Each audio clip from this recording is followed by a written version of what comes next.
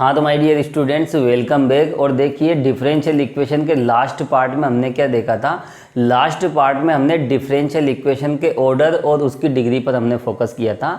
एक अवकल समीकरण की कोटि तथा घात हम किस तरह से ज्ञात करते हैं। और देखिए हमने ये कंसेप्ट भी देखा था कि डिफरेंशियल इक्वेशन की जो डिग्री होती है, उसकी घात होती है, वह कब अनडिफाइंड होती है। इस तरह की प्रॉब्लम्स हमने लास्ट वीडियो में सोल्व की थी। और देखिए आज के इस वीडियो में सबसे पहले हम बात करेंगे फैमिली ऑफ कर्व्स की। एक वक्र कुल का समीकरण क्या होता है। तो देखिए इसको समझने के लिए यहाँ पर एक एग्जाम्पल ले लेते हैं। हम यहाँ पर एक इक्वेशन लेते हैं, x square plus y square equal a square. और एक इक्वेशन हम ले लेते हैं, x square plus y square equal 25।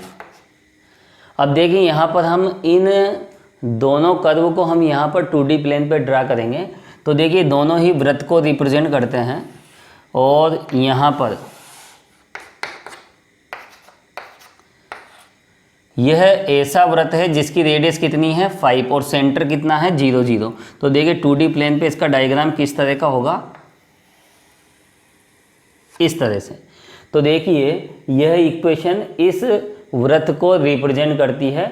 और यहाँ पर अगर हम इसकी बात करें तो देखिए यहाँ पर इस वृत्त का सेंटर तो 0 0 है, लेकिन इसकी रेडियस a है। और a क्या है यहाँ पर, आर्बिट्रेरी कांस्टेंट है, अननोन है। और देखिए यदि हम a की वैल्यू 1 लें तो हमें क्या मिलेगा, हमें x square plus y square equal 1 मिलेगा। और देखिए यदि हम a की वैल्यू 2 लें तो हमें क्या मिलेगा, हमें x square plus y square equal 4 मिलेगा। तो देखिए a के भिन्न भिन्न मानों पर इस इक्वेशन से हमें बहुत सारे सर्कल्स मिलेंगे, बहुत सारे वृत्त मिलेंगे। और देखिए यहाँ अगर हम इन्हें आलेखित करें,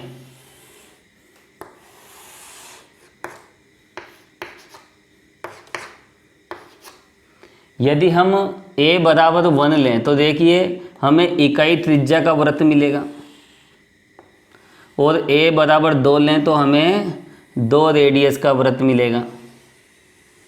और a बराबर 3 ले तो हमें कितनी रेडियस का वृत्त मिलेगा, 3 रेडियस का, 3 त्रिज्या का। तो देखिए इस तरह से a के भिन्न भिन्न मानों पर इस समीकरण से हमें बहुत सारे वृत्त मिलते हैं। तो देखिए यहाँ पर हम कह सकते हैं कि यह समीकरण किसे रिप्रेजेंट करती है, यह समीकरण बहुत सारे वृत्तों को रिप्रेजेंट करती है। तो देखिए यहाँ पर इसे हम क्या कहेंगे, इसे कहेंगे हम वृत्तों का परिवार, फैमिली ऑफ सर्कल्स।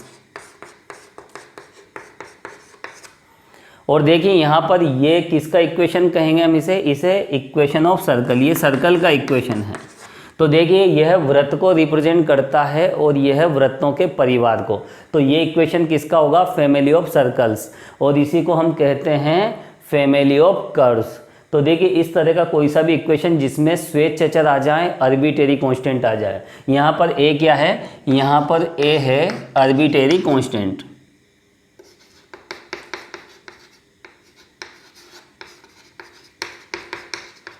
स्वेच्छ अचर। तो देखिए a क्या है, यहाँ पर आर्बिट्रेरी कांस्टेंट है। इसी वजह से यहाँ पर a की डिफरेंट वैल्यू पर हमें बहुत सारे इसके मेंबर मिलेंगे, यूनिट सर्किल, 2 रेडियस का सर्किल, 3 रेडियस का सर्किल। तो हम इस तरह के इक्वेशन को क्या बोलते हैं, वक्र कुल का समीकरण, फैमिली ऑफ कर्व्स। तो देखिए यहाँ पर यह वृत्त का समीकरण है और यह वृत्तों का समीकरण है, इक्वेशन ऑफ सर्कल्स। और ये क्या है, इक्वेशन ऑफ सर्कल। तो देखिए इस तरह का जो इक्वेशन होता है, इस तरह का इक्वेशन क्या होता है, फैमिली ऑफ कर्व्स, वक्र कुल का समीकरण। अब देखिए यहाँ पर यह वक्र कुल का समीकरण क्यों है, फैमिली ऑफ कर्व्स क्यों है, क्योंकि यहाँ पर a क्या है, आर्बिट्रेरी कांस्टेंट।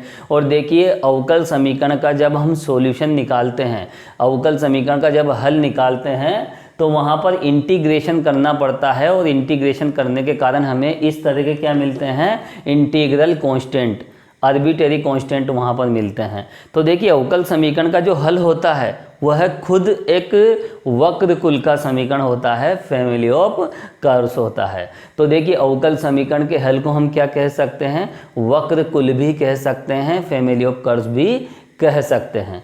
तो देखिए अवकल समीकरण का हल, और इसे हम क्या कह सकते हैं, वक्रकुल का समीकरण, equation of family of curves. तो देखिए इस तरह से अवकल समीकरण के हल को हम क्या कह सकते हैं, हम वक्रकुल का समीकरण भी कह सकते हैं। और वक्रकुल के समीकरण में क्या होते हैं, आर्बिट्रेरी कांस्टेंट होते हैं, स्वेच्छ अचर होते हैं। और देखिए जब हम किसी अवकल समीकरण को सोल्व करते हैं तो हमें समाकलन करने पड़ते हैं, इंटीग्रेशन करने पड़ते हैं। और जब इंटीग्रेशन किया जाता है तो इस तरह के आर्बिट्रेरी कांस्टेंट हमें मिलते हैं।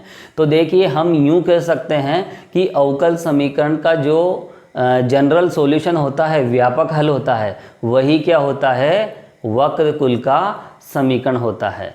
अब देखिए इसके बाद हम यहाँ पर वक्रकुल के समीकरण से अवकल समीकरण किस तरह से ज्ञात करें, उस कंसेप्ट पर हम फोकस करेंगे। तो देखिए इसके लिए हम एक एग्जाम्पल ले लेते हैं। तो देखिए यहाँ पर हम ये एग्जाम्पल सोल्व करेंगे, find the differential equation of the following family of curves. यहाँ पर देखिए हमें फैमिली ऑफ कर्व्स, हमें वक्रकुल का समीकरण दिया गया है और इसका डिफरेंशियल इक्वेशन हमें ज्ञात करना है। तो देखिए यहाँ पर वक्रकुल का समीकरण, तो वक्रकुल का समीकरण क्या है, यहाँ पर y इक्वल ए ई की power 2x plus B E की पावर माइनस 2x। अब देखिए इस वक्रकुल की डिफरेंशियल इक्वेशन हमें ज्ञात करनी है। तो सबसे पहले हम ये डिसाइड करेंगे कि अवकल समीकरण की कोटि क्या है, उसका ऑर्डर क्या है। तो देखिए अवकल समीकरण का ऑर्डर किस पर डिपेंड करता है, स्वेच्छ अचरों की संख्या पर। यहाँ जितने स्वेच्छ अचर होंगे अवकल समीकरण की कोटि भी उतनी ही होगी। तो देखिए यहाँ नंबर ऑफ आर्बिट्रेरी कांस्टेंट, स्वेच्छ अचरों की संख्या कितनी है, 2। एक स्वेच्छ अचर a है और दूसरा स्वेच्छ अचर क्या है, b है। तो यहाँ पर हमें सेकंड ऑर्डर का डिफरेंशियल इक्वेशन ज्ञात करना है। तो देखिए यहाँ इसे हमें कितनी बार डिफरेंशिएट करना पड़ेगा, 2 बार डिफरेंशिएट करना पड़ेगा। तो देखिए x के रेस्पेक्ट में हम डिफरेंशिएशन करें तो हमें क्या मिलेगा, dy by D x equal 2a ई की पावर 2x माइनस 2b ई की पावर माइनस 2x। अब देखिए एक बार और इसे डिफरेंशिएट करेंगे तो हमें डबल ऑर्डर का डेरिवेटिव मिलेगा, d2y by D x square equal 4a ई की पावर 2x प्लस 4b ई की पावर माइनस 2x। अब देखिए यहाँ पर ये जितने भी इक्वेशन हैं, सभी इक्वेशन से हमें क्या एलिमिनेट करना पड़ेगा, स्वेच्छ अचरों को। तो यहाँ इन तीनों से हमें a और b को एलिमिनेट करना है। तो हम कोई सी भी इक्वेशन यूज कर सकते हैं। और देखिए यहाँ पर इस इक्वेशन को ही लेकर अगर हम आगे बढ़ें, d2y by D x square equal, देखिए इसमें से 4 यदि कॉमन ले लिया जाए तो हमें क्या मिलेगा, a ई की पावर 2x प्लस b ई की power minus 2x, d2y by D x square equal 4। और देखिए a ई की पावर 2x प्लस b ई की पावर माइनस 2x, इसकी जगह हम क्या लिख सकते हैं, y। तो इसकी जगह हम y सब्स्टिट्यूट करेंगे और देखिए यही है फाइनल डिफरेंशियल इक्वेशन, जो कि अभिष्ट अवकल समीकरण है।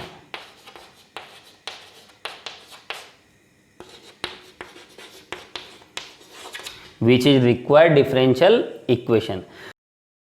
तो देखिए इस तरह से एक वक्रकुल के समीकरण से डिफरेंशियल इक्वेशन ज्ञात करने के लिए सबसे पहले हम क्या करते हैं, उस डिफरेंशियल इक्वेशन की कोटि को डिसाइड करते हैं। जितने स्वेच्छ अचर होते हैं उतनी ही अवकल समीकरण की कोटि होती है और उतनी ही बार हमें क्या करना पड़ता है, डिफरेंशिएशन करना पड़ता है। और जितनी भी इक्वेशंस हमें मिलती है उन सभी इक्वेशन से हम आर्बिट्रेरी कांस्टेंट को एलिमिनेट कर देते हैं, तो हमें क्या मिल जाती है, डिफरेंशियल इक्वेशन मिल जाती है। तो देखिए इस तरह से यहाँ पर एक अवकल समीकरण के वक्रकुल का समीकरण यदि दे दिया जाए तो उससे हम अवकल समीकरण किस तरह से ज्ञात करेंगे, ये बेहद सिंपल सा प्रोसेस है और इसे हम बेहद अच्छे तरीके से समझ चुके हैं।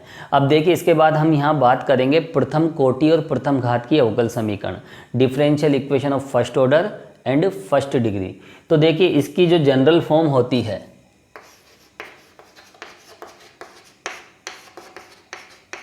हम जनरल फॉर्म को किस तरह से यहाँ पर रिप्रेजेंट कर सकते हैं, dy/dx, इसमें फर्स्ट ऑर्डर का डेरिवेटिव होता है और इस पर डिग्री, इस पर घात भी कितनी होती है, 1। तो देखिए यहाँ पर राइट साइड में x और y का फंक्शन हो सकता है और a/b फॉर्म में भी हो सकता है, इस तरह से। तो देखिए इस तरह की जितनी भी डिफरेंशियल इक्वेशन है वह फर्स्ट ऑर्डर और फर्स्ट डिग्री की होगी, प्रथम कोटि और प्रथम घात की होगी। और देखिए इसको हम इस तरह से भी सोल्व कर सकते हैं, f2xy dy equal f1xy dx। और देखिए इसको यदि हम आगे सोल्व करें तो ये किस तरह से मिलेगी हमें जनरल फॉर्म में, m dx plus n dy equal 0। तो देखिए फर्स्ट ऑर्डर फर्स्ट डिग्री की डिफरेंशियल इक्वेशन है और इसे इस तरह भी रिप्रेजेंट किया जा सकता है जनरल फॉर्म में और इस तरह भी रिप्रेजेंट किया जा सकता है। और देखिए यहाँ पर ये है m और n क्या है, जहाँ m तथा n x तथा y के फलन हैं या फिर अचर हैं, ये कांस्टेंट भी हो सकते हैं। तो देखिए प्रथम कोटि और प्रथम घात की अवकल समीकरण का जनरल फॉर्म हम इस रूप में भी देख सकते हैं और इस रूप में भी देख सकते हैं। यहाँ m और n क्या हैं, x y के फलन हैं या फिर अचर हैं।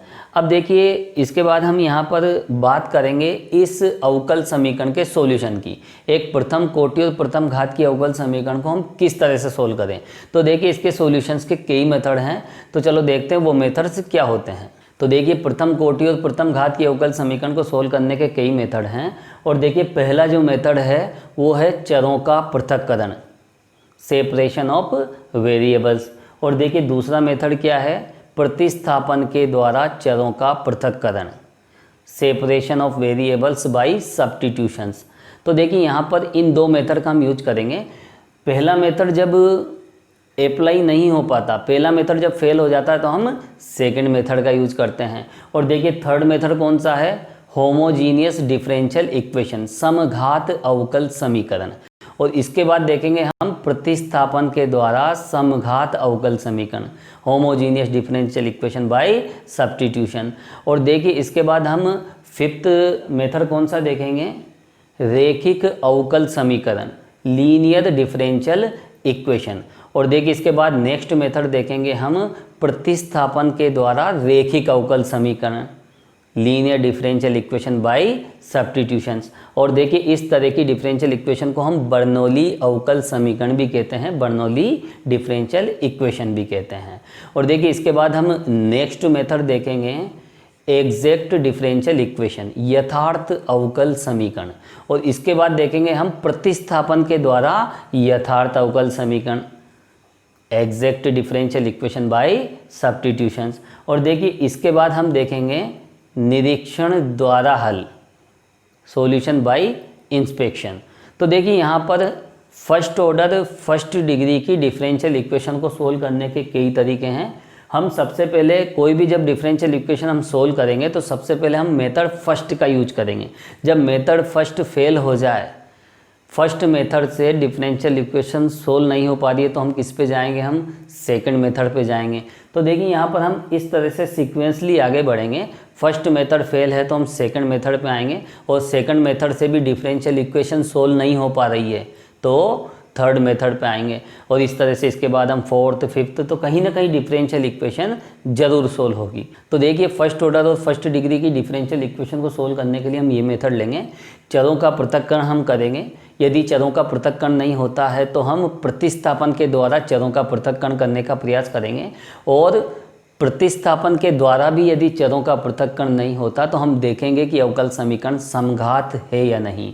और समघात अवकल समीकरण नहीं है तो हम प्रतिस्थापन के द्वारा उसे समघात में बदलने का प्रयास करेंगे। और यहाँ भी यदि हम फेल हो जाएं, डिफरेंशियल इक्वेशन सोल्व नहीं हो पाए तो हम क्या करेंगे, हम चेक करेंगे कि वह रेखिक अवकल समीकरण तो नहीं है। और देखिए यदि रेखिक अवकल समीकरण नहीं है तो हम प्रतिस्थापन के द्वारा उसे रेखिक अवकल समीकरण में बदलने का प्रयास करेंगे। और देखिए यहाँ तक के भी मेथड फेल हो जाए तो हम चेक करेंगे कि दी गई अवकल समीकरण यथार्थ अवकल समीकरण है या नहीं। यदि यथार्थ नहीं है तो हम प्रतिस्थापन के द्वारा यथार्थ बनाने का प्रयास करेंगे। और यदि यहाँ तक के मेथड फेल हो जाएं तो फिर इंस्पेक्शन निरीक्षण विधि के द्वारा हम उसे हल करने का प्रयास करेंगे। और देखिए यदि इन सभी मेथड से भी डिफरेंशियल इक्वेशन सोल्व नहीं होगी तो फिर वो डिफरेंशियल इक्वेशन ही अनडिफाइंड है, फिर वो कभी भी और किसी से भी फिर वो सोल्व नहीं हो पाएगी। तो देखिए इस तरह से यहाँ पर डिफरेंशियल इक्वेशंस के ये मेथड है, सीक्वेंसली हमें यही यूज करने हैं और यह अप्लाई करने हैं। तो देखिए यहाँ सबसे पहले हम पहला मेथड देखेंगे आज के इस वीडियो में, और उसके बाद हम नेक्स्ट वीडियो में हम आगे बढ़ेंगे। तो देखिए सबसे पहले हम देखेंगे चरों का पृथक्करण, सेपरेशन ऑफ वेरिएबल। तो देखिए इसका हम एक एग्जांपल ले लेते हैं। तो देखिए यहाँ पर इस एग्जांपल में हमें एक डिफरेंशियल इक्वेशन दी गई है और उस डिफरेंशियल इक्वेशन को हमें सोल्व करना है। तो देखिए यहाँ पर दी गई अवकल समीकरण, तो देखिए डिफरेंशियल इक्वेशन किस तरह से दी गई हमें, dy/dx इक्वल e की power x minus y plus x square e की पावर माइनस वाई। अब देखिए यहाँ पर हम सबसे पहले फर्स्ट मेथड का यूज करेंगे। हम चरों का पृथक्करण वाला मेथड देखेंगे, वेरिएबल सेपरेट करने का प्रयास करेंगे। तो देखिए यहाँ पर dy/dx इसको हम कैसे लिख सकते हैं, e की पावर x ई की power minus y plus x square e की पावर माइनस वाई। अब देखिए इसके बाद यहाँ पर हम दोनों तरफ e की पावर y से हम मल्टीप्लाई करेंगे तो हमें क्या मिलेगा, e की power y dy/dx equal e की power x plus x square. और इसको हम आगे सोल्व करेंगे तो देखिए क्या मिलेगा हमें, e की power y dy equal e की power x dx plus x square dx। तो देखिए यहाँ पर दोनों तरफ वेरिएबल यहाँ पर सेपरेट हो गए, इस तरफ x वाली टर्म्स है और इस तरफ y वाली टर्म्स है। तो देखिए x वाली टर्म्स सभी एक तरफ आ गई और y वाली टर्म्स दूसरी तरफ आ गई, और इसी को हम बोलते हैं सेपरेशन ऑफ वेरिएबल, चरों का पृथक्करण। और देखिए जब इस तरह की सिचुएशन आ जाए तो हम क्या कर देंगे, हम इंटीग्रेशन कर देंगे। तो दोनों तरफ अगर हम इंटीग्रेशन करें तो देखिए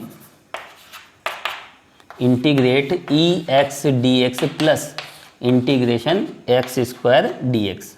अब देखिए यहाँ पर हम इंटीग्रेशन करेंगे दोनों तरफ तो हमें यहाँ से क्या मिलेगा, e की पावर y और यहाँ मिलेगा e की पावर x x³/3 और इंटीग्रल कांस्टेंट c। तो देखिए यही डिफरेंशियल इक्वेशन का फाइनल सॉल्यूशन है जो कि दी गई अवकल समीकरण का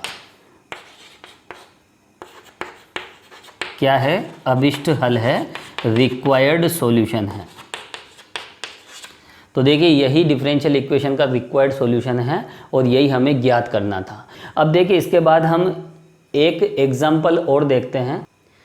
तो देखिए यहाँ पर इस एग्जांपल में भी हमें एक डिफरेंशियल इक्वेशन दी गई है और उस डिफरेंशियल इक्वेशन को हमें सोल्व करना है। तो देखिए यहाँ पर दी गई अवकल समीकरण क्या है,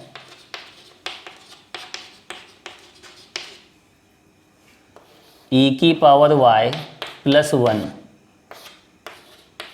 कोस x d x plus e की power y sine x d y equal 0। अब देखिए इस डिफरेंशियल इक्वेशन को हमें सोल्व करना है तो सबसे पहले हम फर्स्ट मेथड यूज करेंगे, चरों का पृथक्करण, सेपरेशन ऑफ वेरिएबल्स। हम यहाँ पर वेरिएबल्स को सेपरेट करने का प्रयास करेंगे, x वाली टर्म्स एक तरफ करेंगे और y वाली जितनी भी टर्म्स है वो दूसरी तरफ करेंगे। तो देखिए यहाँ पर ईजिली यहाँ पर वेरिएबल सेपरेट हो रहे हैं। यहाँ क्या करेंगे, हम e की पावर y प्लस 1 का यहाँ हम डिवाइड करेंगे। तो देखिए e की पावर y प्लस 1 से यदि हम डिवाइड करें तो हमें क्या मिलेगा, cos x d x plus e की पावर y अपॉन ई की power y plus 1 sine x d y equal 0।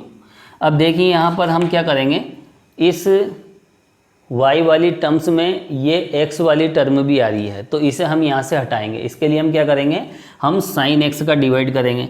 तो देखिए दोनों तरफ हम साइन x से डिवाइड करें तो यहाँ क्या मिलेगा हमें, cot x dx plus e की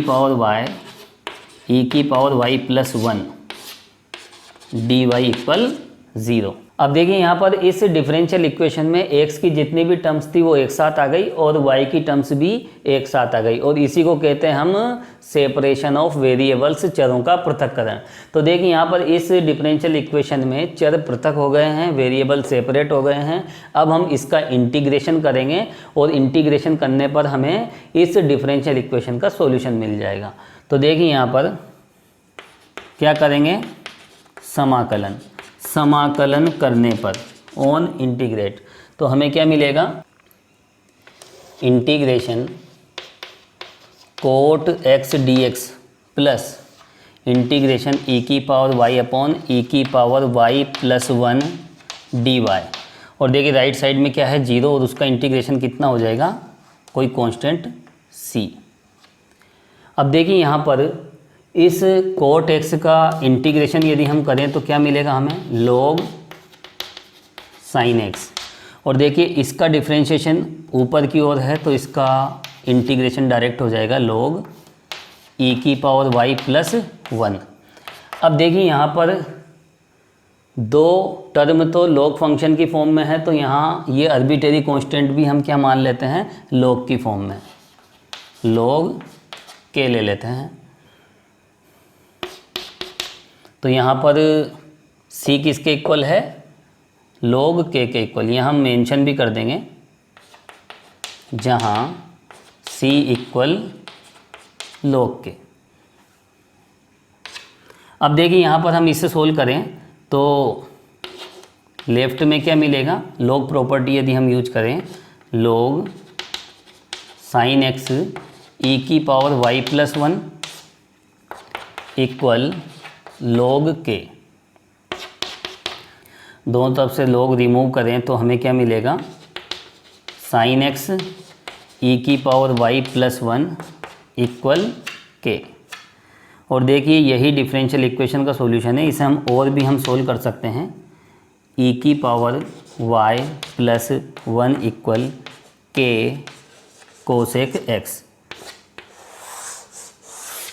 तो देखिए इस दी गई डिफरेंशियल इक्वेशन का यही फाइनल सॉल्यूशन है। तो देखिए चरों का पृथक्करण करके एक डिफरेंशियल इक्वेशन को हम किस तरह से सोल्व करते हैं, उसके दो एग्जाम्पल हमने देख लिए हैं। और देखिए आज के इस वीडियो में हम इतना ही देखेंगे, और नेक्स्ट वीडियो में हम इस तरह की डिफरेंशियल इक्वेशंस को सोल्व करने के डिफरेंट टाइप्स के मेथड देखेंगे। तो आज के इस वीडियो में फ़िलहाल इतना ही, नेक्स्ट वीडियो में हम फिर मिलते हैं। Thank you so much.